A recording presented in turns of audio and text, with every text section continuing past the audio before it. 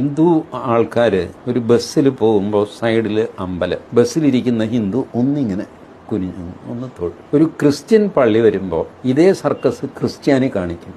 എന്തിനാണ്? ആ പള്ളിക്കകത്ത് എന്തുണ്ടെന്നാണ്? പള്ളി വെറുതെ ഒരു ആരാധനാലയമാണ്, അല്ലാതെ യേശു ക്രിസ്തുവിന്റെ ഇരിപ്പിടവുമല്ല, കർത്താവിന്റെ ഇരിപ്പിടവുമല്ല, ഒന്നുമല്ല.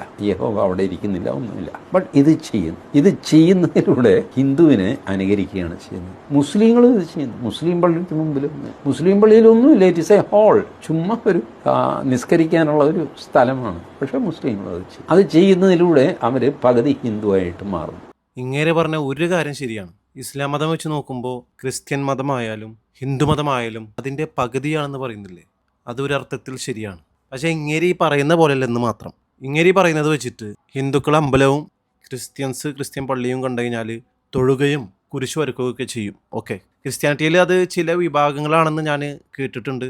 ഈവൻ ഞാൻ അവരുടെ മതമാണ്, അവരുടെ ആചാരങ്ങളാണ്, ഞാൻ അതിലോട്ട് കടക്കുന്നില്ല. ഇസ്ലാമിനെ സംബന്ധിച്ച് ഇങ്ങനെ പറഞ്ഞത് പച്ചക്കള്ളമാണ്. എന്ത് തെളിവിൻ്റെ അടിസ്ഥാനത്തിലാണ് മുസ്ലിമായ ഒരു വ്യക്തി പള്ളി കണ്ടു കഴിഞ്ഞാൽ തൊഴും നമസ്കരിക്കും എന്നൊക്കെ പറയുന്നത്?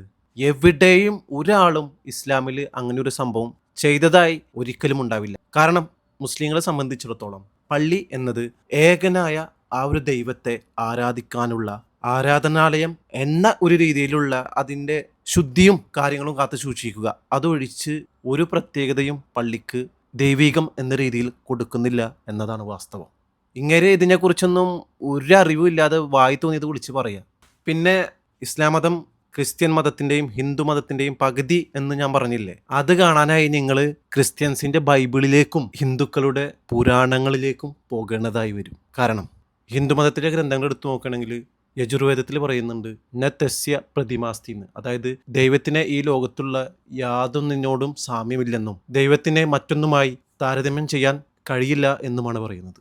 ഏകം ഏവ അദ്വിതീയം, അതായത് ദൈവം ഒന്നേയുള്ളൂ, അവന് തുല്യമായി യാതൊന്നുമില്ല എന്നും പറയുന്നുണ്ട്. ഇത് വെച്ച് നോക്കുമ്പോൾ ബൈബിളിലും നിങ്ങൾക്ക് ഇതിന് സാമ്യമുള്ള വചനങ്ങൾ കാണാനായിട്ട് സാധിക്കും. യോഹന്നാൻ 1:18 ദൈവത്തെ ആരും കണ്ടിട്ടില്ലെന്നും 1:17 നിത്യനായ രാജാവ് അദൃശ്യനും ഏകനുമായ ദൈവത്തിന് അന്തസ്സും മഹത്വവും എന്ന് പറയുന്നുണ്ട്. ഇതേ സാമ്യതയുള്ള വചനങ്ങൾ ഖുർആനിലും സൂറത്തുൽ ഇഖ്ലാസിൽ നിങ്ങൾക്ക് കാണാനായിട്ട് സാധിക്കും. ദൈവം ഏകനാണ്, അവന് മാതാവില്ല, പിതാവുമില്ല, അവനെ ആരും ജനിപ്പിച്ചിട്ടുമില്ല എന്നൊക്കെ പറയുന്ന വചനങ്ങൾ നിങ്ങൾക്ക് കാണാനായിട്ട് സാധിക്കും. അപ്പോൾ ഇത് വെച്ച് നോക്കുമ്പോൾ ഇസ്ലാം മതം ക്രിസ്ത്യൻസിൻ്റെയും ഹിന്ദുസിൻ്റെയും പകുതിയാണെന്ന് പറയുന്നതിനേക്കാൾ ഒന്നുകൂടെ വ്യക്തമായി നമുക്ക് പറയാൻ സാധിക്കും എല്ലാ മതങ്ങളിലും അടിസ്ഥാനപരമായ കാര്യം ഒന്നാണ് പറയുന്നതെന്ന്. ആ ഒരു കാര്യം വെച്ച് നോക്കുമ്പോൾ ഇങ്ങനെ പറഞ്ഞത് ശരിയാണ്.